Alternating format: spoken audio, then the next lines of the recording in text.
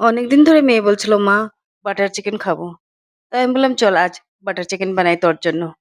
Butter chicken বানানোর জন্য আমি নিয়েছি 1/2 কিলো চিকেন। আর চিকেনটাকে আমি ভালো করে ধুয়ে নিয়েছি।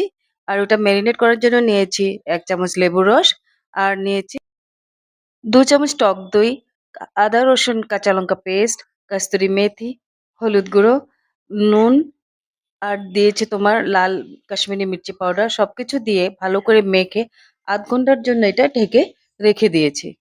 এদিকে আমি কড়াইয়ের মধ্যে ২ টা শুকনা লঙ্কা, গরম মসলা, কটা কাজু, পেঁয়াজ, আদা, রসুন, টমেটো দিয়ে এটা হালকাভাবে ভেজে নেব।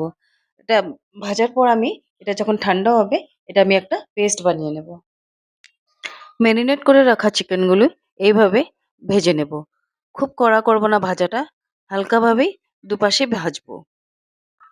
কড়াইয়ের মধ্যে ২ চামচ বাটার দিয়ে পেস্ট করে রাখা মসলাটা এর মধ্যে ভেজে নেব ভালো করে। মসলাটা ভালো করে ভাজা হওয়ার পর আমি জল দিয়ে দিয়েছি। জলটা যখন গরম হয় আমি চিকেনগুলো দিয়ে দিয়েছি। আর ১০ মিনিটের জন্য ঢাকা দিয়ে রেখে দিয়েছি। চিকেন রান্না আমার হয়ে গেছে। তো আমি দিয়েছি একটু ক্রিম আর দিয়েছি একটু বাটার। এখন ও খেয়ে বলবে কেমন হয়েছে। কিরে, চিকেনটা খেয়ে বল কেমন হয়েছে?